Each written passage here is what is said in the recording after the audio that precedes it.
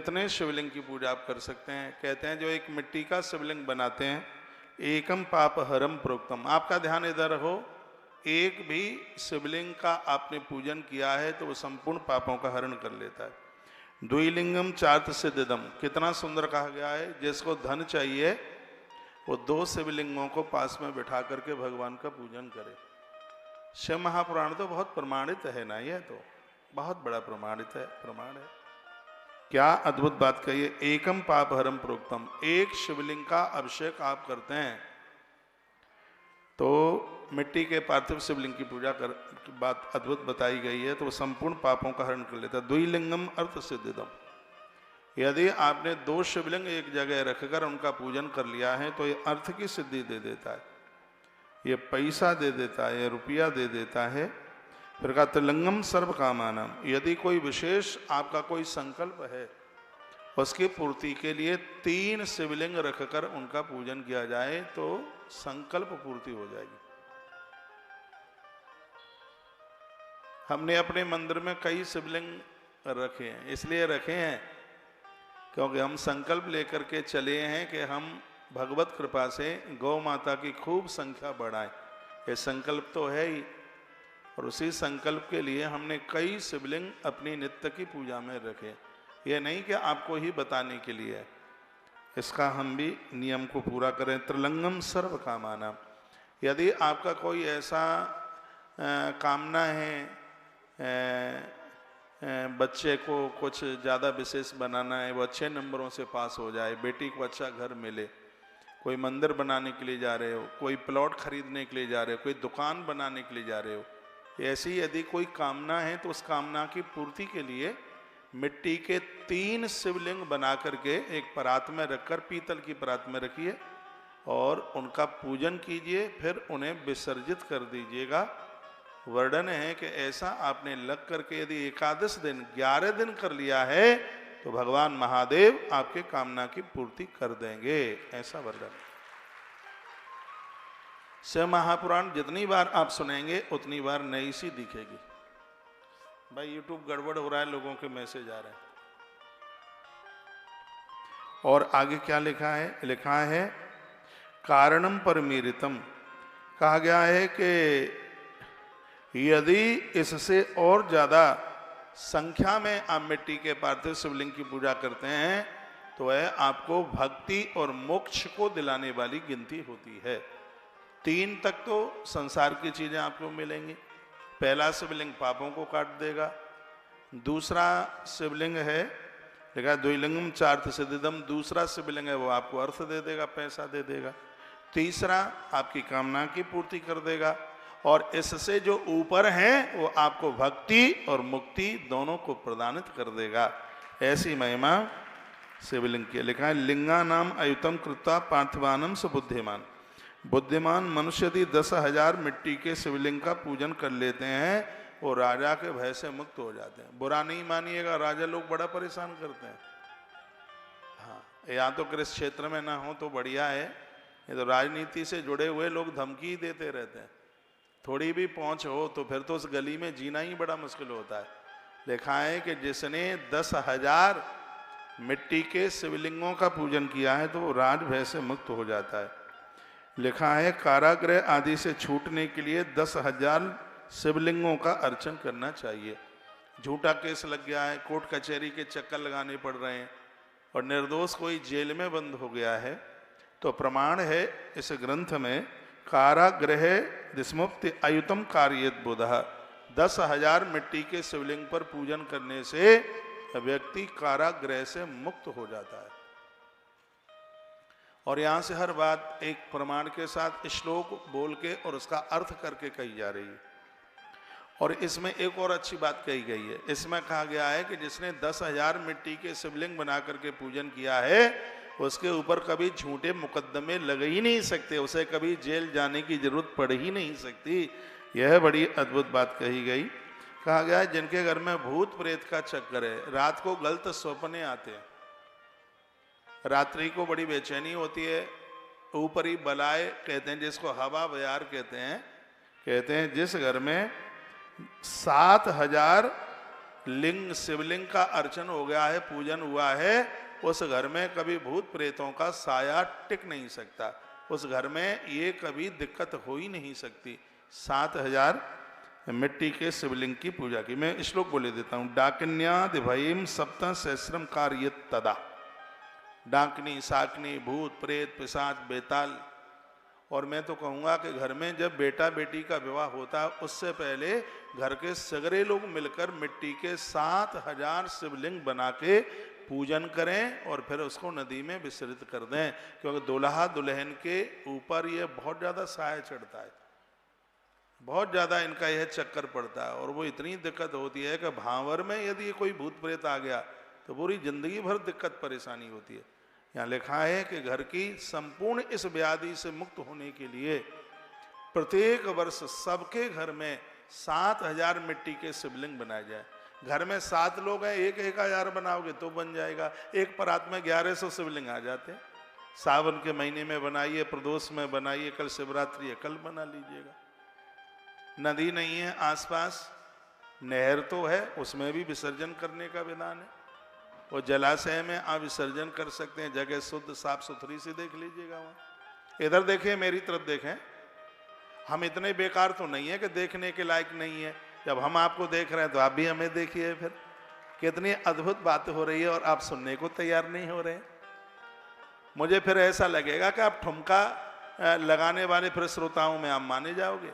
हाँ, ये कथा ठुमका वाली नहीं है, ये कथा ज्ञान से भरी हुई ज्ञान का भंडार है। महादेव की कथा, वो भागवत की कथा है जिसमें लोग थिरकते हैं, नाचते हैं। नंद के आनंद भयो जय कन्हैया लाल की। इस कथा में तो शंकर का डमरू बजता है, तो बहुत कल्याणकारी है, इसलिए बड़ी भावना के साथ इसको सुनिए। लिखा है अपुत्र 55 सहस्राणी प्रकारित। जिसको पुत्र नहीं है उन्हें 55,000 शिवलिंग, पति पत्नी, घर के लोग, सास ससुर सब मिलकर 55,000 मिट्टी के शिवलिंग बना करके पूजन करें, फिर उसको नदी सरोवर में उसको विसर्जित कर दें। भगवान की कृपा से संतान चल करके आ जाएगी। एक और अच्छी बात कही है, वो भी सुन लो। नई नई शादी हुई है, दुल्हा दुल्हन पति पत्नी दोनों, बच्चे को जन्म देने से पहले 55,000 मिट्टी के शिवलिंग बनाकर महादेव का पूजन करके फिर उसका विसर्जन करें, उनके घर में अद्भुत संतान का जन्म होगा। शिव महापुराण इसके लिए साक्ष्य। देखो मेरे पास में शिव महापुराण है, संस्कृत वाली शिव पुराण है। मैं कोई डायरी रख के कथा नहीं कह रहा हूँ। ये शिव पुराण, ये ग्रंथ है, 2 भागों में है। ये पहला भाग है उसका, और संस्कृत का ग्रंथ है। ये संस्कृत का श्लोक बोल के मैं व्याख्यान कर रहा हूँ, और इसी शिव महापुराण में ये बात कही जा रही है। थोड़ा धीमे बजाओ, थोड़ा धीमे धीमे और धीमे। तो ये 55,000 शिवलिंग हैं, वो परिवार में, घर में संतान का अभाव नहीं होने देते। इतनी बड़ी महिमा। और फिर क्या कहा गया है कि लिंग नाम युतनीव कन्या का संतति लभित। ऐसे लोग तो बहुत कम हैं जो बेटी का जन्म चाहें, बिटिया को, जिनको बेटे ही बेटे हैं। और जो बेटी चाहते हैं वो चाहते हैं कि हमारे घर में एक बेटी चल करके आ जाए। उन्हें 10,000 मिट्टी के शिवलिंग बनाकर महादेव का पूजन करना चाहिए। यदि वो बिटिया के लिए संकल्प करेंगे तो उनके घर में कन्या का जन्म हो जाएगा। कितनी अद्भुत कथा है। फिर क्या कहा, लिंगानाम प्रयुतेनैव युतुलाम श्रियमाप्नुयात्। ऐश्वर्य की प्राप्ति चाहने वाले, अतुल संपत्ति चाहने वाले लोगों को प्रत्येक सावन के महीने में कम से कम 10,000 मिट्टी के शिवलिंग बनाकर उसका पूजन करना चाहिए। दुश्मन को जीतने के लिए भी शिवलिंग की बड़ी महिमा। इसलिए तो बालू के शिवलिंग राम जी ने बनाए। जो आज मंदिर में बैठे हैं रामेश्वर नाथ, वही तो हैं जो रावण को जीतने के लिए प्रभु श्री राम जी ने बनाए।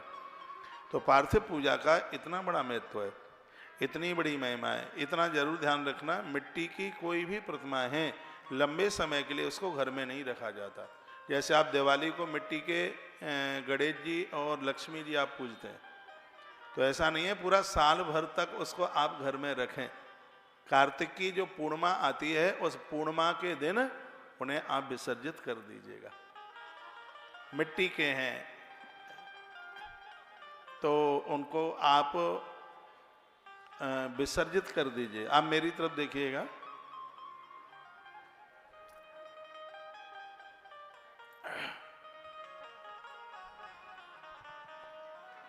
तो मिट्टी की प्रतिमाओं की इतनी बड़ी महिमा है। अभी अभी हमारे मध्य में माता साधना गुप्ता का आना हुआ है। बैठिए, आप बैठ जाओ।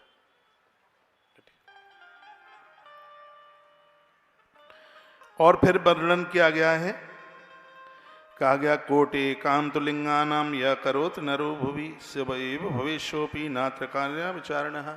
जिसने अपने जीवन में 1 करोड़ पार्थिव पूजा की है, 1 करोड़ शिवलिंग बना करके विसर्जित किए हैं पूजन करके, एकदम 100% कन्फर्म है भगवान महादेव का प्रत्यक्ष रूप से उसे दर्शन हो जाएगा, भगवान शिव का दर्शन।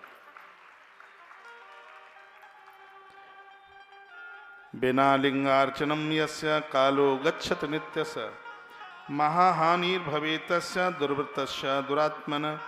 जिस मनुष्य का समय रोज बिना लिंगार्चन के व्यतीत होता है, उस व्यक्ति को बहुत बड़ी हानि हो सकती है, उसे नुकसान हो सकता है, उसे घाटा हो सकता है, बीमारियां आ सकती हैं, धन समाप्त हो सकता है, अग्नि का प्रकोप हो सकता है, बाढ़ इत्यादि में नुकसान हो सकता है, कोई डूब के खत्म हो सकता है, कोई जल के खत्म हो सकता है, कोई फांसी लगा करके खत्म हो सकता है। तो इसका मतलब ये है, सनातनी जितने भी महानुभाव हैं वो भगवान शंकर की पूजा के बिना चूके नहीं। कल के लिए मैं कुछ बात आपको निवेदन कर दूं। गंगाजल में रात्रि को 108 बेलपत्र हों तो उतना डाल दीजिए, कम है तो कम डाल दीजिए, रात भर उसमें डले रहें। और कल सुबह उसको सूती कपड़े से पोंछ करके उसमें ओम ओम लिखिएगा और भगवान शिव के ऊपर बड़ी भावना के साथ ओम नमः शिवाय इस मंत्र का जप करते हुए भगवान शिव के ऊपर कल आप ये जरूर चढ़ाइएगा। बेल पत्तियां कल जरूर चढ़ाएं। 2 फूल छोड़ करके हर फूल महादेव को चढ़ता है। कौन से 2 फूल नहीं चढ़ते हैं? एक केतकी केवड़े का फूल नहीं चढ़ता और दूसरा है चंपा का फूल भगवान महादेव को नहीं चढ़ता। सूर्य भगवान को अकौआ का फूल नहीं चढ़ता, अगस्त फूल कहते हैं जिसे, आंख का फूल सूर्य भगवान को नहीं चढ़ता। दुर्गा मैया को दुर्वा नहीं चढ़ती और गणेश जी को भूल करके भी तुलसी नहीं चढ़ती, ऐसा हमारे ग्रंथों में लिखा है। नहीं तो घोर गरीबी चल के आती है, धन का नाश हो जाता है। तो ये जरूर ध्यान रखिए, किसी भी देवता के ऊपर टूटा चावल नहीं चढ़ाया जाता। चावल पूरा लंबा हो, बिल्कुल स्वस्थ हो, तंदुरुस्त हो, पूरा का पूरा साबुत हो, वही पूजा में लिया जाता है। ये नहीं कि तुम 150 रुपया किलो का चावल खाओ और भगवान को 15 रुपया किलो वाला टूटा टूटा चढ़ाएं। नहीं, साबुत, उसका नाम अक्षत है। जो क्षय नहीं है इसलिए तो वो अक्षत है। इधर देखिए, फिर लिखा एकता सर्वदानानि व्रतानि विविधानि च तीर्थानि नियमा यज्ञ लिंगार्चन एकता स्मृता। एक और दुनिया के सगरे दान, आप सुन नहीं रहे हैं, एक तरफ दुनिया के पूरे दान, एक तरफ संपूर्ण तीर्थ यात्रा, एक तरफ संपूर्ण यज्ञ, उससे जितना पुण्य प्राप्त होता है एक बार के भगवान शंकर के महारुद्राभिषेक करने से उतने फल की प्राप्ति हो जाती है। रावण को जीतने के लिए मेरे भगवान प्रभु श्री राम जी ने सागर के किनारे भगवान का महारुद्राभिषेक किया। गोपेश्वर भगवान का अर्चन भगवान श्री कृष्ण ने किया।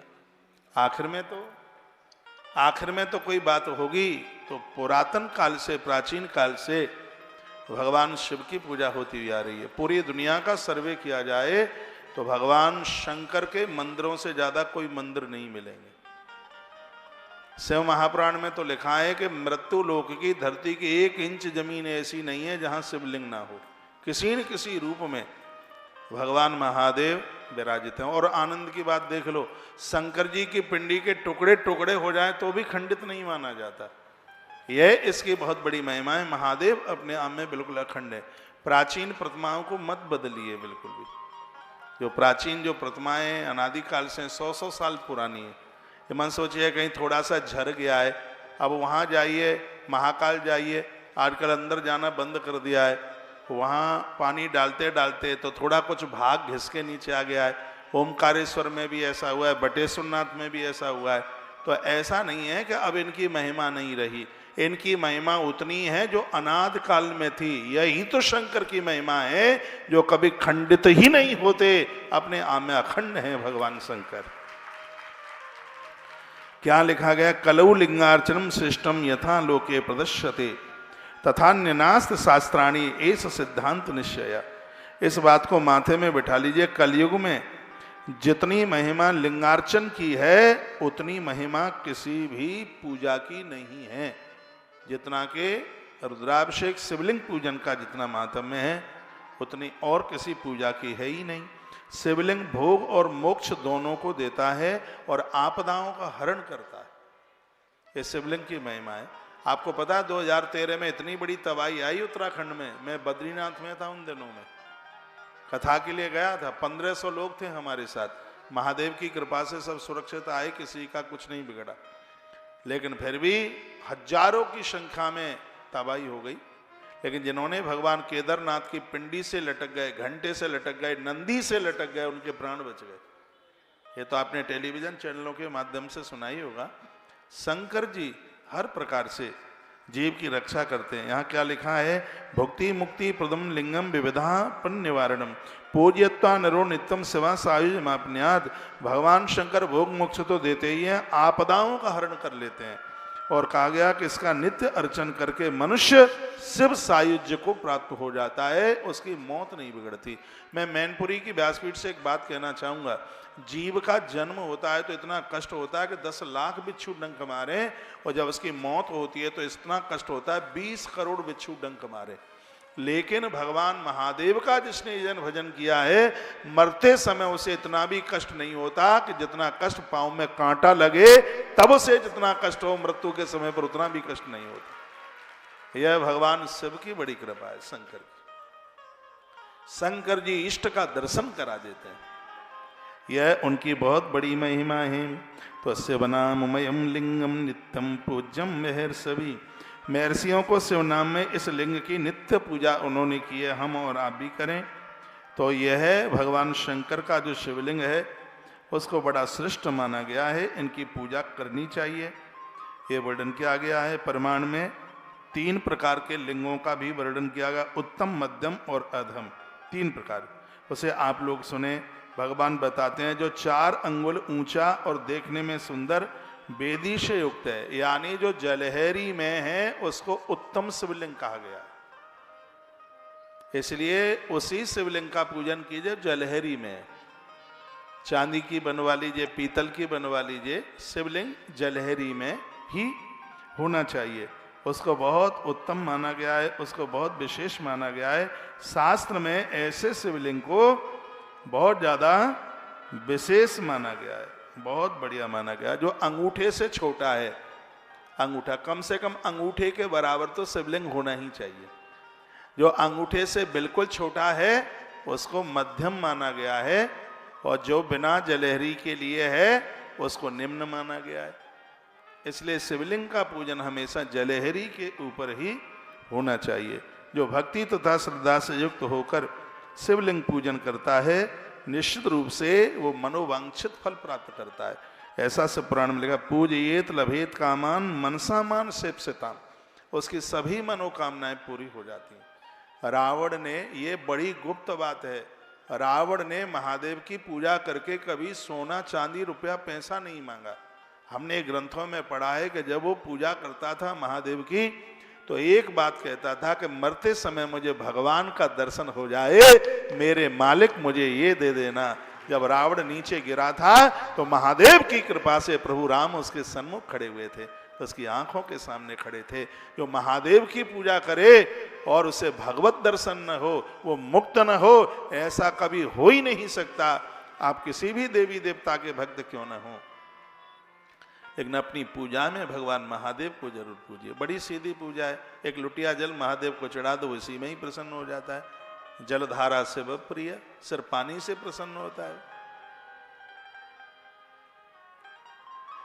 ऐसा महादेव है जिसके मंदिर में किवाड़ कपाट लगाने की जरूरत नहीं है। ऐसा है, कोई किवाड़ विवाड़ की उसको जरूरत ही नहीं होती है। देखो तो चबूतरे पर बैठा है, पेड़ के नीचे बैठा है, बेल पत्र के नीचे बैठा है, बरगद के नीचे बैठा है, चौड़े में बैठा है, मरगट शमशान में बैठा है। ऐसा तो देव ही नहीं मिलेगा। ओ अद्भुत है, निराला देव है। बड़े भाग्यशाली वह लोग हैं जो महादेव के प्रति श्रद्धा रखें। न लिंगाराधना दद्यम पुण्यम वेद चतुष्टय।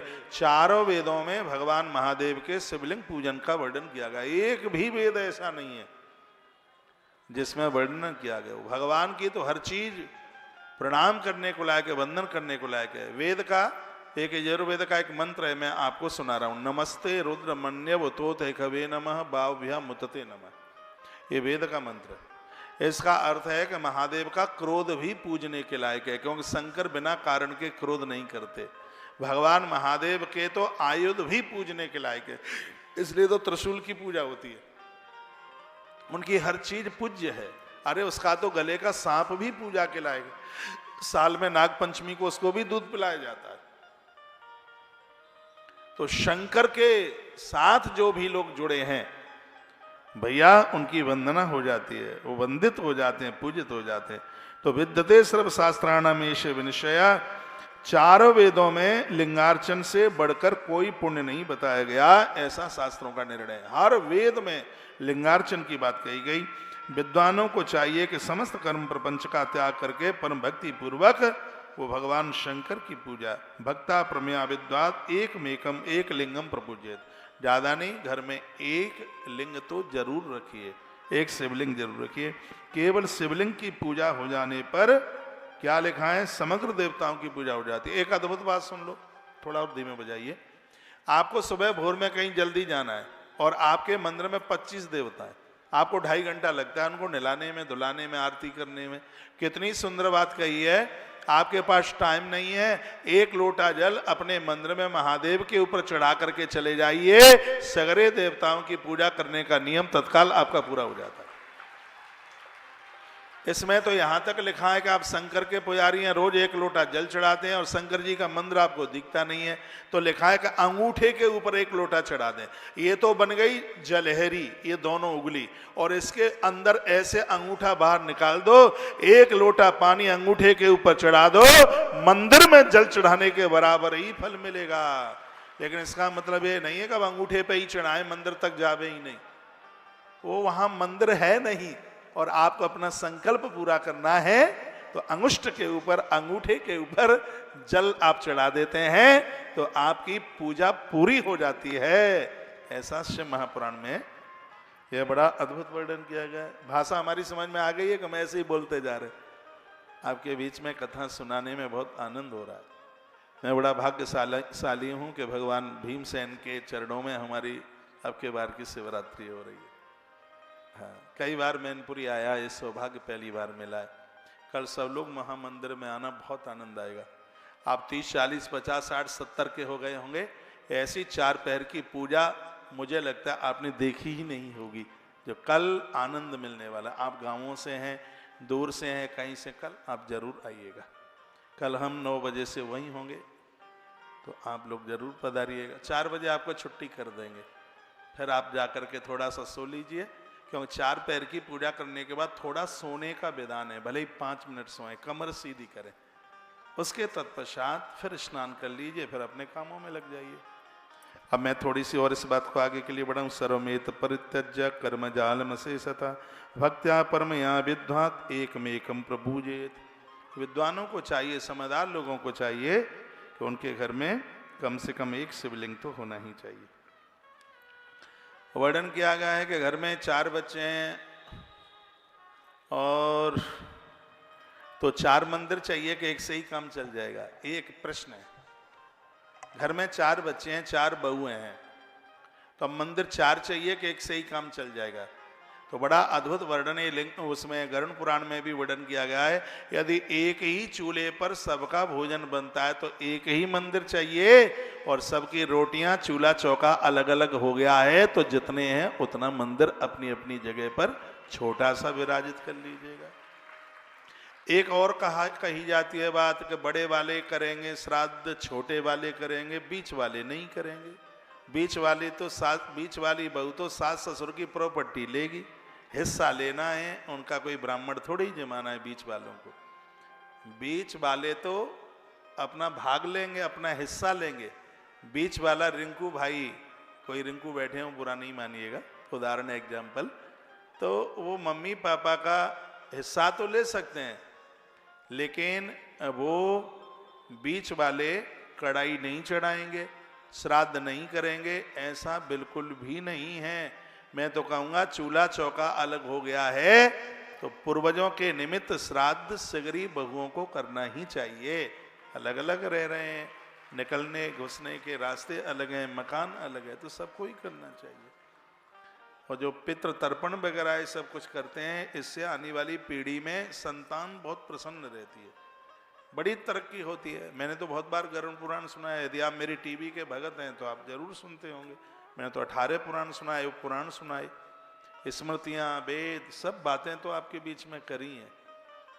और मैं आपको कंफ्यूज नहीं करूँगा, बात वही कहूँगा जिनका प्रमाण ग्रंथों में मिलता है। भक्त्या परमया विद्धुस एक लिंगम एकम प्रपूज्येत, तो कहा गया अज्ञान तिमिरांधस्य विजयाया सक्त चेतसाम एनवो नान्योस्ते जगति लिंग आराधन मंतरा। अज्ञान रूपी अंधकार को मिटाने के लिए लिंगार्चन जरूर करें। क्या सुंदर लिखा है, जो बच्चे महादेव की पिंडी के सन्मुख दिया जला करके रखेंगे, संपूर्ण विद्या उन बच्चों के पास चल करके आ जाएगी। इतनी बड़ी महिमा। जिनके बच्चे पढ़ने में कमजोर हैं, भुलक्कड़ हैं, इनसे महादेव के मंदिर में, भोलेनाथ के मंदिर में संध्या काल में, प्रदोष काल में एक दिया जलवाकर भगवान भोलेनाथ के सामने आप रखवाइए। देखिए कितने पढ़ लिख करके तैयार हो जाएंगे, कितनी इनकी तरक्की होगी।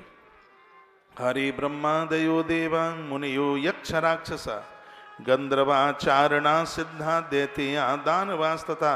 ब्रह्मा विष्णु देवता तो महादेव की पूजा करते ही हैं, लेकिन राक्षस लोग भी, निशाचर लोग भी भगवान महादेव का पूजन करते हैं।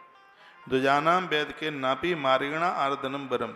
ध्वजों के लिए वैदिक पद्धति से भगवान शंकर की पूजा उनके लिए परम श्रेष्ठ मानी गई है, परंतु अन्य लोगों के लिए कहा गया है कि उनके पास में वैदिक मंत्र नहीं आवे और सीधे सट्ट भी वो बस जय हो महादेव, हर हर महादेव, इतने से ही उनकी पूजा को भगवान स्वीकार कर लेते हैं। इसमें क्या वर्णन है?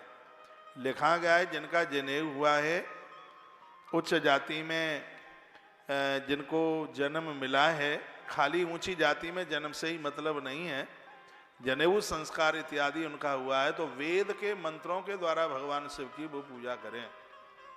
और वर्णन किया गया है कि निम्न जाति वाले जो लोग हैं, सिर्फ भगवान के दर्शन मात्र से बिना मंत्र बोले भी लुटिया जल का चढ़ा देते हैं, तो भगवान उसे वैसे ही स्वीकार करते हैं जैसे एक प्रकांड विद्वान वेद का मंत्र पढ़ करके लोटा पानी का चढ़ाता है। ये भगवान की महिमा देखिए, कितना बड़ा कंसेशन, कितनी बड़ी छूट रखी गई है। इसलिए कभी ये मत कहना कि भगवान ब्राह्मणों के ही है। कभी कभी तो लोग कहते हैं ब्राह्मणों ने खुद बना लिए हैं या अपने पुराण अपनी बड़ाई कर ली है। ऐसा बिल्कुल कुछ भी नहीं है। परमात्मा के ऊपर सबका अधिकार है, वो सबके हैं, वो किसी एक के नहीं है। तदा प्रदक्षिणाम कृत्वा नित्वा लिंगम विसर्जयेत इति प्रोक्त। लिखा है कि जब मिट्टी के शिवलिंग को आप विसर्जन करते हैं तो आरती, परिक्रमा, पुष्पांजलि ये जरूर कीजिएगा। बिना आरती के विसर्जित कर देंगे तो उस पूजा का फल नहीं मिलेगा। परिक्रमा भी कीजिए और आरती भी कीजिए, प्रणाम भी कीजिए, उसके बाद में फिर विसर्जन कीजिएगा। बिना भस्म त्रपुण्येन, बिना रुद्राक्ष मालया, बेल पत्रम बिना चैव पूज्य शंकरम बुधा। देखो ये लिखा है, बिना बेल पत्र के महादेव की पूजा पूरी नहीं होती, जैसे बिना तुलसी के सालराम भगवान की पूजा पूरी नहीं होती। बेल पत्र 6 महीने तक धो धो करके चढ़ा सकते हैं, 6 महीने तक विधान है। 6 महीने तक बेल पत्र को पानी में धो धो के चढ़ा सकते हैं। चांदी के बेल पत्र बना लो, पंच धातु के बेल पत्र बना लो, उनको चढ़ाते रहिए। लेकिन लिखा है बिल्व पत्रम बिना नैव पूज्ये शंकरम बुधा। बुद्धिमान व्यक्ति को चाहिए कि बिना बेल पत्र के, समझ में आ रहा है,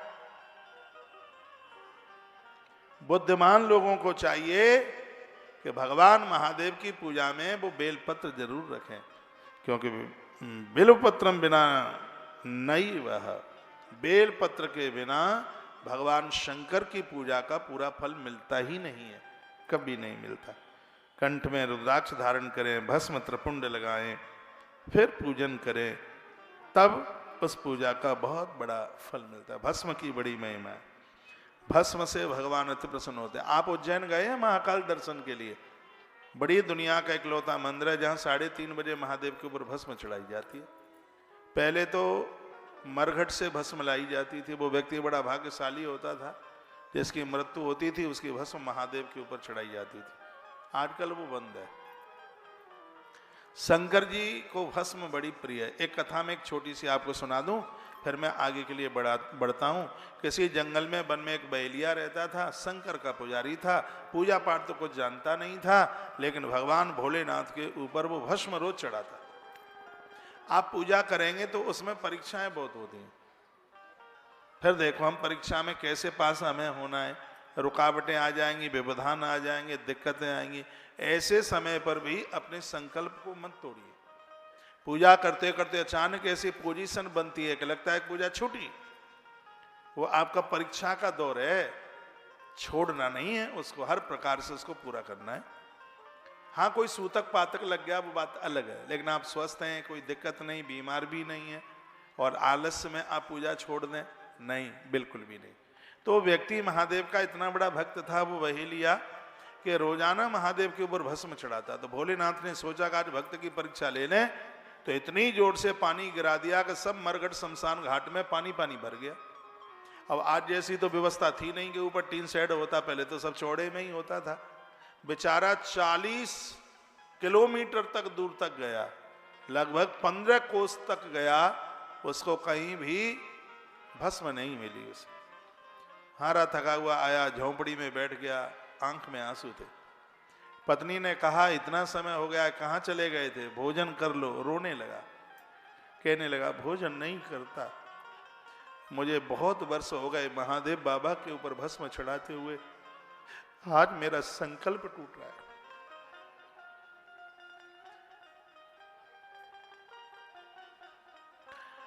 आज मुझे भस्म नहीं मिली, मैं बहुत दुखी हूं, मेरा आज दिल टूट गया है, मेरा नियम टूटने को जा रहा है कि मैं अपने भोलेनाथ के ऊपर भस्म नहीं चढ़ा पाया। पत्नी ने कहा कोई बात नहीं है, कल 2 बार चढ़ा देना, भोजन कर लो। तो वो उसका पति बोलता है तो भोजन भी कल 2 बार कर लूंगा, भस्म नहीं, तो मैं तो जल भी ग्रहण नहीं करूंगा, ये मेरा संकल्प है, प्राण दे दूंगा, अन्न नहीं लूंगा, मैं जल तक नहीं पीऊंगा। पत्नी तो खुश हो गई कि मेरे पति, मेरा भाग्य है कि महादेव के इतने बड़े भक्त हैं। एक बार के लिए पति धनवान न मिले कोई दिक्कत की बात नहीं है, सुंदर न मिले कोई दिक्कत की बात नहीं है। यदि आपको चरित्रवान पति मिला है, धर्मात्मा पति मिला है, सच में आप बड़ी बड़भागिनी है, बहुत भाग्य है आपका। क्योंकि चरित्रवान पति अपने माता पिता के कुल को तो तारता ही है, चरित्रवान पति तुम्हारे पियर के पूरे कुनबे को तार करके बता देता है। इसलिए तो मैं कहता हूं बिटिया को घर वर देखो तो जिस वर को देख रहे हो उसका चरित्र देखिए। उस नारी से धनवान नहीं है इस धरती पर कोई जिसका पति चरित्रवान है। जो अपनी स्त्रियों को छोड़कर इधर उधर भटकते हैं, गैर संबंध बनाते हैं, उनके खानदान में चुल्लू भर पानी देने वाला जिंदा नहीं बचता कोई। ये पाप नहीं है, पाप का बाप है। इस दुनिया में तुम्हारी घरवाली से सुंदर ब्रह्मा ने दूसरी स्त्री बनाई ही नहीं है। लेकिन दुर्भाग्य यह है कि अभी तक तुम आप अपनी पत्नी को समझ नहीं पाए हो। ये बाजारू स्त्रियां प्राण ले लेंगी, ये कल्याण किसी का नहीं कर पाएंगी। बाजारू स्त्रियों के साथ में तो यज्ञ नहीं लगता, तर्पण नहीं लगता, देव दर्शन का कोई पुण्य फल नहीं मिलता। बाजारू स्त्रियों से बचिए। जिस नारी के साथ में तुम्हारी 7 भामर पड़ी हैं, वो चकला बेलन के द्वारा तुम्हें रोटी ही जमाने के लिए नहीं, तुम्हारे पूर्वजों का कल्याण करने के लिए पधारी है। यह उसका घर में आदर हो, उसका घर में मान हो। मैं अपनी बहनों को कहना चाहूंगा, पति देखने में सुंदर नहीं है लेकिन हर प्रकार से आपका ख्याल रखता है। आपकी आंख में आंसू आते हैं तो उसका दिल टूटने लगता है, हर प्रकार से तुम्हारा ख्याल रखता है, तुम्हारे अंदर वो दिव्य सत्ता का दर्शन करता है, जिसकी आंखें कभी पराई नारी को आंख उठा करके देखती नहीं है। सच मानिए वो तुम्हारा पति नारायण ही तुम्हारे पति के रूप में चल के आया है। इसको समझिए, इसको मानिए। वो साधारण इंसान नहीं है, भगवान ही उस इंसान के रूप में आए थे। उसकी कदर समझिए, उसको मान दीजिए, उसको आदर दीजिए। मैंने एक बड़ी अच्छी सी बात पढ़ी, हो सकता है समय आने पर भाई संग छोड़ दे। ऐसी बहुत घटनाएं घटी हैं, भाइयों ने संग छोड़ा है, लेकिन 7 भामर पढ़ने वाली नारी आपकी परछाई की तरह रहती है। जैसे तुम्हारी परछाई तुम्हारा संग नहीं छोड़ती, वो घरवाली भी कभी आपका संग नहीं छोड़ती। आपने देखा होगा कोई बीमार होकर अस्पताल पहुंच जाए, तालियां तो आपको बजानी ही नहीं है आज तो, क्योंकि सबने प्रदोष किया है ना, व्रत। आप देखते हैं कोई बीमार हो जाए अस्पताल में, भैया आएगा देखने, भाभी आएगी, रिश्तेदार आएंगे, साडू भी आएगा, अड़ोसी पड़ोसी मित्र बांधव आएंगे। जिस माँ ने जन्म दिया वो माँ भी आती है, जिस पिता ने पालन किया है वो भी आते हैं। लेकिन कोई आधा घंटा, कोई 20 मिनट, कोई 1 घंटा बैठ करके चले जाते हैं। 250 ग्राम चीकू, आधा किलो सेब और 1 किलो केला रख करके चले जाते हैं बगल वाली टेबल पर। यही होता है। थोड़ा सा आंख भी गीली कर लेते हैं, क्योंकि थोड़ा रोना ही पड़ता है। आंसू नहीं आते हैं तो भी थोड़ा सा तो नाटक करना ही होता है। हाँ, ये आ गए। लेकिन एक वहां पर एक ऐसा भी इंसान है जो चारपाई को पकड़े है, एक क्षण के लिए भी अपने आप को वहां से हटाया नहीं। वो कौन है? वो आपकी घरवाली है, वो आपकी पत्नी है, जो आपकी चारपाई को छोड़ करके नहीं हटती। इसकी बराबरी कौन कर सकता है? ये हमेशा अपने संकल्पों, आप पति के संकल्पों की पूर्ति में लगी हुई है। 3 लोग ऐसे हैं जिन्हें दुनिया से स्वार्थ नहीं है। कौन कौन है? एक पुत्र है, एक पत्नी है और एक शिष्य है। ये तीनों के तीनों निस्वार्थ भाव से सेवा करते हैं। पत्नी को स्वार्थ नहीं है, पैसा तो वो अपने पियर में बहुत छोड़ करके आई है, वो अपने धर्म का पालन कर रही है। कभी कभी 1,50,000 रुपया कमाने वाले लोग, ये दाढ़ी मूंछ वाले लोग अपनी पत्नी को कहते हैं, मेरी लाखों रुपए की तनख्वाह है, इसलिए तू मेरा आदर करती है, मेरा मान करती है। पैसा तो घर छोड़ करके आई है, वो अपने कर्तव्य का पालन कर रही है, वो अपने धर्म का पालन कर रही है। और वो लोग बहुत बड़ा अपराध कर रहे हैं जो अपनी पत्नी को धौंस देते हैं, कहते हैं कि तू मेरे पैसों की वजह से मेरी इज्जत करती है।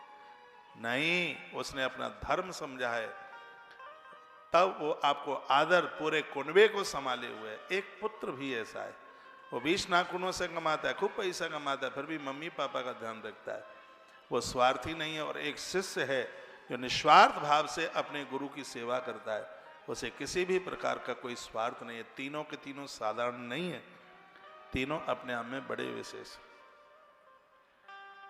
तो पत्नी ने कहा था अपने पति को, कहा आप चिंता ना कीजिए, आपके संकल्प को मैं पूरा करूंगी, मैं तुम्हें भस्म दूंगी। वो बहेलिया की घरवाली बोली कि मैं तुम्हें भस्म दूंगी। तो बहेलिया ने पूछा कि तेरे पास भस्म कहाँ है? तो बोली कि मैं बैठी जाती हूं पालती मार के इस कुटिया में, इसमें तुम आग लगा दो, मैं जल जाऊंगी, मेरी राख महादेव के ऊपर चढ़ा देना, मैं मर जाऊं मुझे चिंता की बात नहीं, मेरे पति का संकल्प पूरा होगा, इस बात की मुझे खुशी होगी। आदमी भी बड़ा गजब का, ऐसा आप मत करना कोई। या तो भगवान बहुत पागलों को मिलते हैं, या फिर श्रेष्ठ उन जिनकी भक्ति चढ़ी है उनको। वो तो पगल ही था, और भक्ति में तो लोग पागल ही हो जाते हैं। उसने आग लगा दी, झोंपड़ी जली, घरवाली जल करके राख हो गई। ईश्वर की बड़ी लीला थी। वैसे तो राख 24 घंटे ठंडी नहीं होती, वो जलने के बाद ही ठंडी हो गई राख। महादेव की परीक्षा थी। और उस राख को लेकर के चला, पास में ही महादेव का मंदिर था, गया वो खुश होता हुआ कि मेरा संकल्प बच गया। और जैसे ही वो महादेव के ऊपर वो राख भस्म चढ़ाने लगा, तो पीछे से किसी स्त्री के नाचने की घुंघरुओं की आवाज आ रही थी। उसने पीछे मुड़ करके देखा, आवाज कहां से आती है। आप समझ गए होंगे कि आवाज किसकी आ रही होगी। समझ गए आप? कौन कौन समझ गए हाथ उठाओ। धन्यवाद, आप बढ़िया से कथा सुन रहे। पीछे जो स्त्री नाच रही थी वो कोई और नहीं, उस बहेलिये की घरवाली थी। वो उस बहेलिया ने अपनी पत्नी को पूछा, मैं तो तुझे जला के आया, लेकिन ये तू जिंदी कैसे है? तो वो बोली, जिस महादेव के लिए तुमने मुझे जलाया उसी भोलेनाथ ने मुझे जिलाया। इतना कहा, पछाड़ खा के महादेव की पिंडी पर गिर पड़ा। पिंडी फाड़ कर भगवान शंकर प्रकट हो गए, दोनों को कंठ से लगा लिया और कहा, जो मेरे ऊपर भस्म चढ़ाते हैं मैं उनके परिवार में लोगों की संख्या कम नहीं होने देता। ये भगवान शंकर बोले। दोनों के लिए दिव्य विमान आया। वो भस्म चढ़ाने वाला बहेलिया अपनी घरवाली के साथ भगवान के दिव्य रुद्र लोक के लिए चला गया। देवता नगाड़े बजा रहे थे और फूलों की वृष्टि हो रही थी, आनंद हो रहा था। ये भगवान महादेव की पूजा का प्रभाव है, उनके ऊपर भस्म चढ़ाने का यह प्रभाव है। तो ये रहा भस्म महात्म्य। ठीक है, भस्म प्राप्त मनुष्यश्रेष्ठा प्रवृत्ति शिव पूजन। उस शिव भक्त को बहुत श्रेष्ठ माना गया है। स्त्री पुरुष कोई भी हो, सबको अधिकार है, जो भाल पर भस्म लगा करके भगवान शिव की पूजा करते हैं। भगवान शंकर उनके ऊपर बहुत ज्यादा प्रसन्न हो जाते हैं। बोले शंकर भगवान की जय हो। जो नित्य भगवान महादेव का पूजन करते हैं उन्हें प्रत्येक दिन कैलाश यात्रा करने का फल प्राप्त होता है। कैलाश के निवासी नमो बार बार हो। स्वर्ग 2 पंक्तियां गुनगुनाएंगे, दोनों हाथ उठा के तालियों के साथ।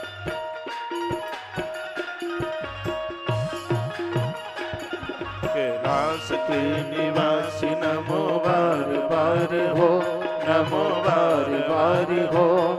आयो शरण तिहारी भोला तारी तारी हो। आयो शरण तिहारी भोला तारी हो।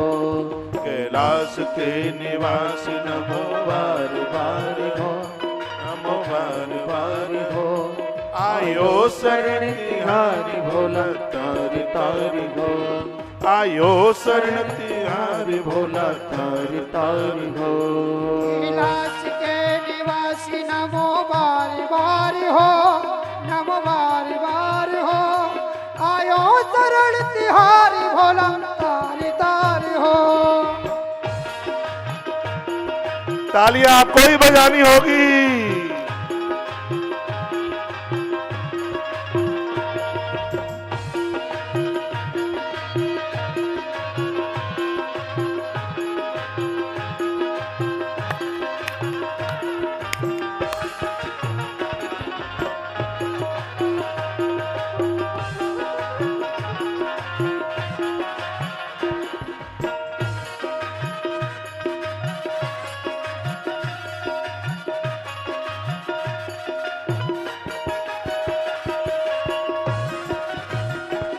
भक्तों को कभी शिव तूने निराश ना किया।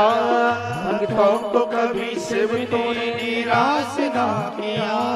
मांगा जिन्होंने चाहा वरदान दे दिया।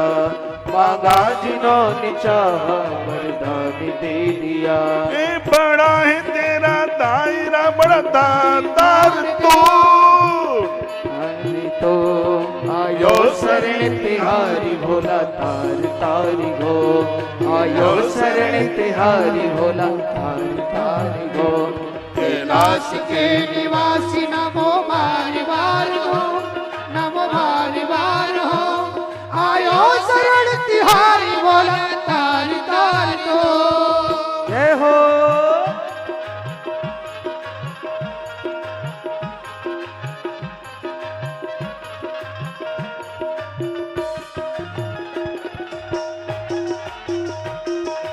ताली बजाओगे हाथ की रेखा बदल जाएगी।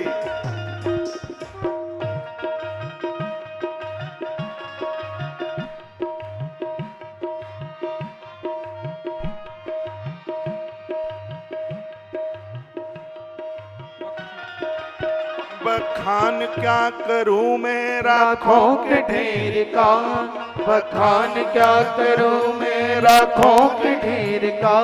चपटी भभूत में खजाना कुबेर का, चपटी भभूत में खजाना कुबेर का।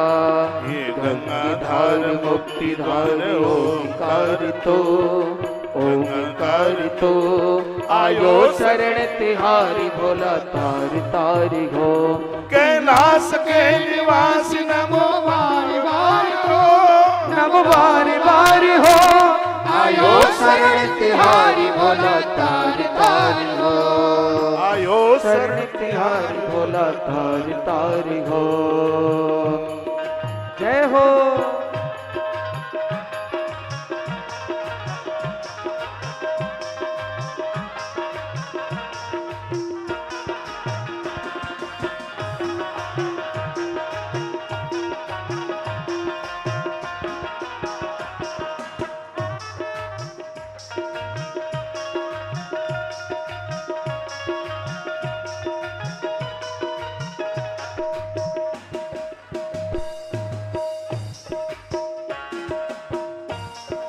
क्या क्या न दिया हमें, हम क्या प्रमाण दें। क्या क्या नहीं दिया हमें, हम क्या प्रमाण दें। बस गए हैं तो लोक शंभु तेरे दान में, बस गए हैं तो लोक शंभु तेरे दान से जय पिया जीवन दिया हो।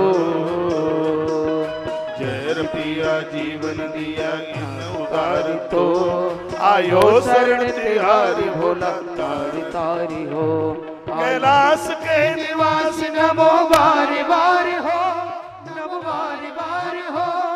आयो शरण तिहारी भोला तार तार तू आयो शरण तिहारी भोला तार तारी तू।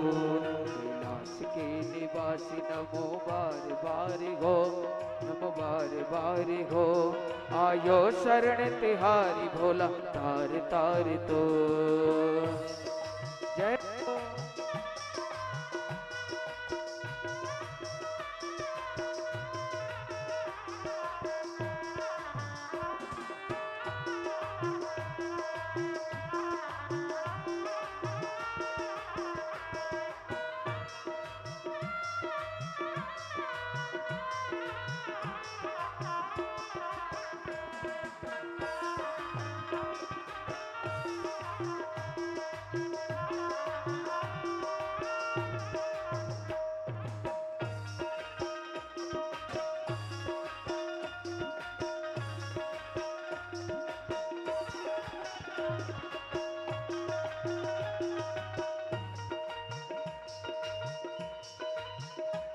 भक्तों को कभी से भी तूने निराश ना किया।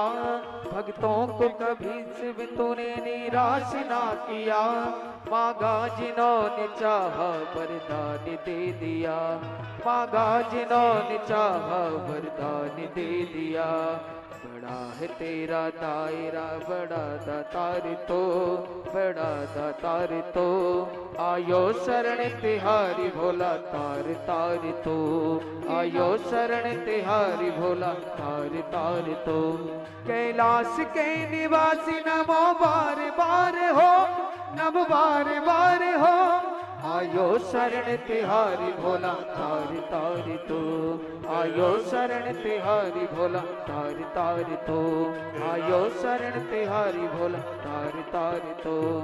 आयो शरण तिहारी भोला तार तार तो। आयो शरण तिहारी भोला तार तार तो। कैलाश के निवासी नमो बार बार हो, नमो बार बार हो। आयो शरण तिहारी भोला तार तार तो। आयो शरण तिहारी भोला तार तार तो। भोलेनाथ भोलेनाथ भोलेनाथ भोलेनाथ भोलेनाथ भोलेनाथ मेरे बाबा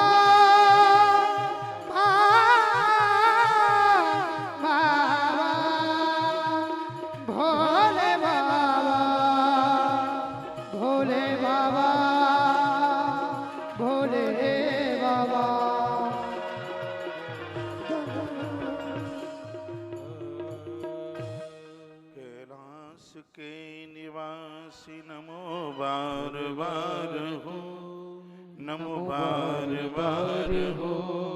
आयो शरण तिहारी भोला तार तार तो, आयो शरण तिहारी भोला तार तार तो। बोलिए महादेव बाबा की जय हो। भगवान शंकर के शिवलिंग पूजन का महात्म्य आप सुन रहे हैं। एक बार सगरे देवता ब्रह्मा जी के पास पहुंचे और कहा दैत्य ताकतवर हो रहे हैं और हम देवताओं की शक्ति का ह्रास हो रहा है, ऐसा हम क्या करें जिससे हमारी ताकत बढ़े, हमारी शक्ति बढ़े। विधाता ब्रह्मा कहने लगे कि तुम्हारी ताकत बढ़ाने के लिए, शक्ति बढ़ाने के लिए भगवान महादेव का शिवलिंग पूजन चाहिए, उसकी पूजा करें। विश्वकर्मा जी को बुलाया, सभी देवताओं के लिए श्री विश्वकर्मा जी ने शिवलिंग बना के तैयार किया। और ये भी सुनने लिखा है, विश्वकर्मण्यथा संभो कल्पयत्ता सुभानि च लिंगान सर्वदेवेभ्यो देयानी वचनात् ममः। विधाता ब्रह्मा के कहने से विश्वकर्मा जी ने देवताओं के लिए शिवलिंग बना के तैयार किए। कौन से देवता ने कौन सी शिव पिंडी के ऊपर पूजन किया है, उसका फल क्या है, ये जरूर सुन लीजिएगा। कहा गया कि पीतम मणिमय धर्मो वरुण श्यामलम शिवम। क्या जवाब दिया? इंद्र ने पद्मराग मणि के शिवलिंग के ऊपर पूजन किया है। देवराज इंद्र पद्मराग मणि के शिवलिंग के ऊपर पूजा करते हैं। विश्रवा के पुत्र कुबेर जी हैं, वो सोने के शिवलिंग के ऊपर पूजन करते हैं। धर्म देवता क्यों डिस्टर्ब कर रहे हैं? धर्म देवता धर्मराज जी पीतल के शिवलिंग के ऊपर पूजन करते हैं। पुखराज मणि से निर्मित जो लिंग है, वरुण देवता बंधन पूजन करते हैं। कहा गया कि विश्वदेव चांदी के शिवलिंग के ऊपर पूजन करते हैं। वसुगण पीतल के शिवलिंग पर, अश्विनी कुमार जी मिट्टी के शिवलिंग के ऊपर पूजन करते हैं। माता लक्ष्मी स्फटिक के शिवलिंग के ऊपर पूजा करती है और सूर्य देवता हैं वो तांबे के शिवलिंग के ऊपर पूजन करते हैं। सोमराज चंद्रमा जी मुक्ता मोती के शिवलिंग के ऊपर पूजन करते हैं। अग्नि देवता हीरे के शिवलिंग के ऊपर पूजन करते हैं। कहा गया है और कहा गया कि ब्राह्मण और ब्राह्मण की पत्नियां मिट्टी के शिवलिंग के ऊपर पूजन करती हैं। मय दानव चंदन के शिवलिंग पर और नाग जितने भी हैं वो मूंगा के शिवलिंग के ऊपर पूजन करते हैं। ऐसा वर्णन किया। माता दुर्गा जी हैं वो मक्खन के शिवलिंग के ऊपर रोजाना पूजन करती हैं। और योगी महात्मा लोग भस्म के निर्मित शिवलिंग के ऊपर पूजन करते हैं। यक्ष दही के शिवलिंग के ऊपर पूजन करते हैं। वर्णन किया गया है कि इतना ही नहीं है, माँ भगवती लक्ष्मी के साथ में जितने भी हैं, बाड़ासुर है वो पारे के शिवलिंग के ऊपर पूजन करता है। और मिट्टी के शिवलिंग बड़े विशेष बताए और सबका वर्णन है कि कौन से शिवलिंग पर पूजा करने से क्या प्राप्त होता है। ये जितने भी शिवलिंग हैं शक्ति देते हैं, संसार की भक्ति, संसार की वस्तुएं देते हैं। लेकिन इसमें वर्णन है कि जो नर्मदेश्वर बाणलिंग पर पूजन करते हैं उन्हें संसार के भोग और बाद में उन्हें मोक्ष की प्राप्ति हो जाती है। तो इसलिए नर्मदेश्वर भगवान तो सबके घर में ही होने चाहिए। चांदी की एक जलेरी बनवा लो। कल यहाँ से प्रसाद दिया गया, सबके थैले में शिवलिंग भी थे और शालराम भगवान भी थे और उनको चांदी की जलेहरी बनवा करके और उनको घर में स्थापित। घर में जो शंकर जी पूजे जाते हैं, कोई भी देवता पूजा जाता है, उनकी प्राण प्रतिष्ठा नहीं की जाती, वो अपने आप ही प्राण प्रतिष्ठित होते हैं। ब्रह्मा जी कहते हैं कि मैं प्रसन्नता पूर्वक आप सबसे शिव पूजन की उस विधि का भी वर्णन कर रहा हूं जो भोग और मोक्ष को देने वाली है। स्वयं विधाता ब्रह्मा जी ने उस विधि का वर्णन किया। मैंने भी अब एक दिन आपको सुनाई दिया है, कोई बात बार बार रिपीट होवे तो ठीक है नहीं है। यथा जलेषु कमलम शैलनेवाप लिप्यते तथा ज्ञानी ग्रहे तिष्ठा कर्मणा न बध्यते। जिस प्रकार से कमल पानी में लिप्त नहीं होता, कीचड़ में लिप्त नहीं होता, उसी प्रकार से भगवान की पूजा करने वाले लोग संसार की वासना में लिप्त नहीं होते। इसलिए हर घर में भगवत बंदन, भगवत पूजन होना चाहिए। लिखा यावद ग्रहाश्रमे तिष्ठा तावदाकार पूजनम कोरिया श्रेष्ठ सुप्रीत्या सुरेशु खलपंच। वर्णन किया जिनके घर में 5 देवताओं की पूजा है, लिख लो, गणेश जी, सूर्य, विष्णु, शंकर जी और माँ दुर्गा। कहा जाता है कि वो घर अपने आप में किसी तीर्थ से कम नहीं होता। ये 5 देवताओं का पूजन सबके घर में हो। तस्मात् पूजिए देवम शंकरम लोक शंकरम। पूजा में सबके बाद सबसे पहले गणेश जी को पूजन करो और सबके लास्ट में भगवान महादेव को पूजन करो। सर्व काम फलवाप्त सर्वभूत हितारता। इससे आपकी सभी मनोकामनाएं पूरी होंगी, घर में सुख होगा, हर प्रकार का आनंद होगा। ऐसा वर्णन किया गया है, ऐसा कहा गया है। कहा गया उत्तिष्ठोत्तिष्ठ देवे स उत्तिष्ठा हृदय सम उत्तिष्ठ तुमापस्था ब्रह्मांडे मंगलम कुरु। भगवान को सुबह आप जगाते हैं, रात को सुलाते हैं। एक ऐसे शंकर जी हैं जिनको सुलाया नहीं जाता, और सब देवताओं को सुलाया भी जाता है और उनको जगाया भी जाता है। तो जब उनको जगाएं तो उन्हें वंदन करें, प्रभु हम आपको प्रार्थना करते हैं, वंदन प्रणाम करते हैं। अब आप खड़े हो जाइए। चंदनई कुकुमशैव धूप दीपेन केसा नैवेद्य विदशैव पूजित तदस्यम। शंकर की पूजा में कुछ चीजें हैं। चंदन, चंदन के बिना शिव की पूजा पूरी नहीं होती है। जल में गंगा जल, ये लिख लीजिए, कुछ बातें हैं। बेलपत्र है, भस्म है, एक 5 मनके की माला बना लो रुद्राक्ष की, अपने हाथों से ही गूंथ लो। पूजा के तत्पश्चात फिर उनको पहना दीजिएगा। हमने भी ऐसा किया है। बड़ा अच्छा लिखा है कि शंकर के सानिध्य में जो भी आप कुछ करते हैं वो आप अनंत गुना फल हो जाता है। एक बात और इसमें कही गई है, जब कहीं किसी विशेष मंदिर में आप पूजा के लिए जा रहे हैं तो पूजा के तत्पश्चात एक श्रीफल जरूर चढ़ाइए, नारियल। इससे आपके घर में धन की बरकत होगी। दुर्गा जी को नारियल चढ़ाया जाता है तो फोड़ के चढ़ाया जाता है, और माँ दुर्गा के अलावा जितने भी देवता हैं सबको नारियल साबुत चढ़ाया जाता है। शंकर जी के मंदिर में या और देवताओं के मंदिर में नारियल फोड़ा नहीं जाता, सीधा चढ़ाया जाता है। सिर्फ एक माता दुर्गा जी को नारियल फोड़ करके चढ़ाया जाता है। बड़ी अद्भुत बातें कही गई। दीपम कृत्वा तदा तत्र नमस्कारम गुरुरथ। पहले भी मैंने बोला है कि दिए के बिना तो कोई पूजा पूरी होती ही नहीं है। तिल, यव, गोधूम, गेहूं, मूंग इत्यादि से भगवान को वंदन पूजन कीजिए। बेलपत्र समर्पित होने से शिव की पूजा सफल हो जाती है। शंकर जी को घृतपूर्ण दीपक भी जलाया जाता है। बुद्धिमान मनुष्य को चाहिए गुरु के द्वारा बताए गए नियम के अनुसार देवताओं की पूजा करोगे तो उसका तत्काल फल आपको प्राप्त होगा। अब फूल कौन कौन से चढ़ते हैं ये लिखने लायक बात है, क्योंकि कल शिवरात्रि आ रही है। हो जाए तो ये आप तैयारी कर लीजिए। लिखा के कई पुष्प पूजित शंभु किम किम यच्छत वही फलम। कौन कौन से फूल को चढ़ाने से क्या क्या फल प्राप्त होता है, ब्रह्मा जी बता रहे हैं। कहते हैं कमलई बिल पत्रई सतपत्रई तथा पुनः शंख पुष्पई तथा देव लक्ष्मी कामोर चाहिए शिवम। जिनको धन चाहिए वो महादेव के ऊपर कमल के फूल चढ़ाए। जिनको पैसा चाहिए लक्ष्मी प्राप्ति के लिए कमल के फूल चढ़ाइए, बेलपत्र चढ़ाइए और सतपत्र चढ़ाइए, समीपत्र चढ़ाइए, शंख पुष्पी के फूल चढ़ाइए। इससे अगाध धन की प्राप्ति होती है, कर्जे का निपटारा होता है। हो सके तो इनकी संख्या बढ़ा दीजिएगा, या इसमें तो 1-1 लाख फूल चढ़ाने की भी बात कही गई है। कहा गया है राज्य प्राप्ति की इच्छा करने वाले लोगों को और उनको चाहिए, देखो कितनी अच्छी बात कही गई है। इसमें कहा गया कि भगवान महादेव के ऊपर साबुत आप चढ़ाते हैं, चावल तंदुल साबुत बिना टूटा हुआ, इसमें अखंड लक्ष्मी की प्राप्ति होती है। अखंड लक्ष्मी कहते हैं जो घर में धन टिकता है। भगवान शंकर के ऊपर चावल चढ़ाने की बड़ी महिमा। एक बात और मैं मैनपुरी की व्यासपीठ से कह रहा हूँ, एकादशी के दिन स्वयं को चावल खाने का परहेज है। देवताओं को 11 को चावल चढ़ाने में कोई दोष नहीं लगता बिल्कुल भी।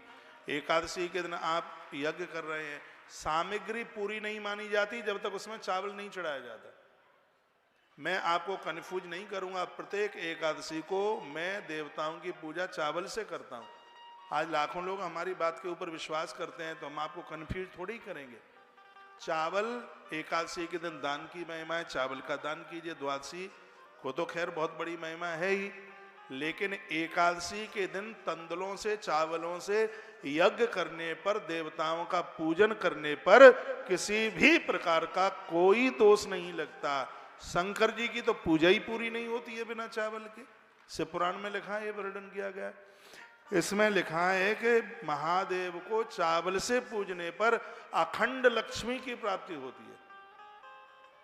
इतना धन मिलता है कि धन जगह छोड़कर, स्थान छोड़ करके नहीं जाता, ऐसा वर्णन किया गया। लिंगम शिवम तथा पुष्पाखंडम तंडुलम तथा, लेकिन लिखा हुआ है कि प्रत्येक पार्थिव लिंग के ऊपर आप खंड रहित यानी टूटा ना हो साबुत आप चढ़ाइए, चंदन चढ़ाइए, चावल को थोड़ा चंदन में रंग लीजिएगा, जल धारा से अभिषेक कीजिए, धूप दीप नैवेद्य आरती प्रदक्षिणा नमस्कार, ये सब बातों का वर्णन किया गया है। आनंद आ गया, बड़ी अच्छी बात कही गई। बोलो भक्तु वत्सल भगवान की जय। जिनके दिमाग में ये बैठा है कि भगवान शंकर को तुलसी नहीं चढ़ती, मेरी इस बात को कोई काट के बता दे। मैं श्लोक बोल रहा हूँ, अध्याय 14 रुद्र संहिता सृष्टि खंड का श्लोक नंबर 28 है। इसमें लिखा है कि संसार की वस्तुएं चाहिए और मरने के बाद मोक्ष चाहिए। भुक्ति मुक्ति फलम तस्या तुलस्या पूजिए दधी, तो आप भगवान महादेव को तुलसी के पत्तों से पूजन कीजिएगा। और आनंद की बात है कि 365 दिन तुलसी चढ़ती है शंकर जी को। प्रदोष काल में तो पूजा ही पूरी नहीं होती जब तक तुलसी मंजरी न चढ़ाएं तब तक। और मैं श्लोक संख्या भी बोल रहा हूं, अध्याय नंबर 14 रुद्र संहिता सृष्टि खंड और श्लोक नंबर 28। इसमें लिखा है भुक्ति मुक्ति फलम, मुक्ति भी चाहिए और धरती के भोग सामग्रियां भी चाहिए। तो आज से ही भगवान महादेव के ऊपर तुलसी चढ़ाना शुरू कर दो, तुलसी का पत्र चढ़ाना शुरू कर दीजिएगा। और एक बात मैं और कहूं, महादेव के ऊपर तुलसी चढ़ाने से जितना पुण्य मिले वो सब आपका, और महादेव के ऊपर तुलसी चढ़ाने से जितना अपराध लगे वो सब मेरा। पुण्य आप ले लो, अपराध मुझे दे दो, और क्या है। तालियां तो आपको बजानी ही नहीं है बिल्कुल। तो भगवान शंकर की पूजा किन किन चीजों से लिखा है, मुक्ति कामो भवित दो भई दरविश्य पूजनम चरित। जो मोक्ष की अभिलाषा रखते हैं ऐसे लोगों को भगवान शिव के ऊपर दुर्वा जरूर चढ़ानी चाहिए। आनंद हो जाए। घर में कोई मरणासन्न व्यक्ति है, मेरी बात मान लो, उस व्यक्ति के स्त्री पुरुष के निमित्त 1 लाख दूर्वा भगवान शंकर के ऊपर चढ़ा दीजिए। दूर्वा की बात कही गई है। आयु की इच्छा करने वाले लोगों को दूर्वा शंकर के लिखा, आयु कामो भय दुबई दूर्वा भी पूजनम चरित। शंकर जी दूर्वा से बड़े प्रसन्न हो जाते हैं। जैसे पुत्र की कामना है वो धतूरे के फूल भगवान महादेव को चढ़ाए, धतूरे के फूल। पुत्र कामो भविद्य भई धतूरा कुसुमश्चरित, धतूरे से पुत्र की कामना पूरी होती है। लाल डंठल वाला धतूरा चढ़ाइए, ये भी लिखा है। रक्त दंडश धतूरा पूजने सुवदस्मृता। एक सफेद डंठल वाला और आता है, लेकिन जिसका पीछे का जो धतूरे का फूल जानते हैं, माय की तुरई की तरह होता है, हॉर्न की तरह, आगे से ऐसे छोड़ा, पीछे से बिल्कुल पीपिया की तरह होता है। और ये दो तरह का होता है, एक सफेद होता है पीछे से, एक लाल होता है, और दोनों धतूरे चढ़ते हैं। इसमें वर्णन किया गया कि दुश्मन को जीतने के लिए सफेद धतूरे का फूल जिसका डंठल श्वेत है, और पुत्र कामना के लिए लाल धतूरा, पीछे धतूरा तो जो पीछे का जो डंठल उसका लाल है, संतान कामना के लिए उसको चढ़ाइए। तो पंचों बात समझ में आ रही है कि हम ऐसे ही चिल्लाते जा रहे हैं? तो ये कोई टोटके नहीं है, ये स्पष्ट इस ग्रंथ में वर्णन है। अगस्त कुसुमश्चैव, अगस्त फूल कहते हैं अकौआ। अकौआ का फूल देखा है आपने? अकौए को ऐसे जब उसको उतन दें तो उसमें से रुई टाइप की निकलती है, वो भी देखा है आपने? रुई निकलती है आंख के फूल में से, अंदर से। यदि किसी नारी की कोख को किसी ने बांध दिया हो, उसे कोई दिक्कत नहीं है, फिर भी उसको संतान नहीं हो पा रही है, लोग उल्टे पुल्टे काम कर देते हैं। उस अकौए के फूल की रुई निकालकर उसकी बत्ती बना करके चमेली के तेल में उसको डुबा करके यदि उसको जलाया जाए और ओम नमः शिवाय मंत्र का जप किया जाए तो नारी का बांझपन समाप्त हो जाता है, उसकी बंधी हुई कोख खुल जाती है। उस अकौए के फूल के अंदर जो रुई है उसकी इतनी बड़ी महिमा थी। अर्क पुष्पई प्रतापशाह कुब्ज का हार कस्तः, लाल और सफेद मदार अपामार्ग, इन सब फूलों का वर्णन किया। अड़हेल के फूलों से भगवान महादेव की पूजा करने से भी शत्रु का नाश होता है। करवीर के फूल चढ़ाए जाए, करवीर कहते हैं कनेर, कनेर के फूल भगवान शंकर को चढ़ाए जाएं तो इससे रोग समाप्त हो जाते हैं। कनेर के फूल की इतनी बड़ी महिमा है। तो यह भी वर्णन किया, समी पत्रों से भगवान शंकर को पूजा जाए तो 1,00,000% व्यक्ति की मौत नहीं बिगड़ती, उसे मोक्ष की प्राप्ति होती है। समी पत्र हमारे यहाँ जिसको छैंकुर कहते हैं, समी के पत्ते गणेश जी और महादेव जी को बहुत ज्यादा प्रिय है। बेला के फूल चढ़ाने पर भगवान शंकर शुभ लक्षणा, जिनके बच्चे विवाह के लायक हो रहे हैं और विवाह हो नहीं पा रहा है, सगाई संबंध हो नहीं रही है, आप ये लिख लीजिए, मैं द्वारा मैनपुरी आऊंगा, तब तक गोल मटोल बहू तुम्हारे घर में आ जाएगी। महादेव के ऊपर बेला के फूल चढ़ाइए। बेला, बेला को संस्कृत में कहते हैं मल्लिका। तो लिखा है, मल्लिका कुसुमत दत्तई स्त्रियम शुभतराम शिवम। घर में सुलक्षणा नारी का आगमन हो, पत्नी का आगमन हो, उसके लिए ये बेला के फूल चढ़ाइए। फिर लिखा, जूही के फूलों से महादेव की पूजा की जाए तो घर में कभी अन्न की कमी नहीं आती। ये मैं किसान लोग बैठे हुए हैं, मैं इनको कहना चाहूँगा, साल में कुछ दिन आप जूही के फूल भगवान शंकर को चढ़ाएं तो फसल के ऊपर ओले नहीं पड़ेंगे, नुकसान नहीं होगा। ये तो सगरी बातें प्रमाणित है, अन्न की कमी बिल्कुल भी नहीं आएगी। कनेर भी दो तरह के होते हैं, एक कनेर होता है पीला और एक कनेर होता है लाल, और दोनों कनेर भगवान महादेव के ऊपर चढ़ाए जाते हैं। कहते हैं एक कनेर संपत्ति देने वाला है, एक दुश्मनों को परास्त करने वाला है। तो ये बड़ी अद्भुत बातें कही गई। शंकर की पूजा करने से मन निर्मल हो जाता है। फिर क्या लिखा है, बिल्व पत्रई तथा लक्ष्य सर्वान कामान मापन्यात। एक बात और आप लिख लें, जिन्होंने मनुष्य का जीवन धारण किया है, शिव महापुराण में लिखा है, उनको अपने जीवन काल में कम से कम एक बार तो 1,00,000 बेलपत्र भगवान महादेव को चढ़ाने चाहिए। लिखा है, बिल्व पत्रई तथा लक्ष्यई सर्व कामान वापन्यात। जिसने 1,00,000 बेलपत्र शंकर जी के ऊपर चढ़ाए हैं, उसकी संपूर्ण मनोकामना पूरी हो जाती है।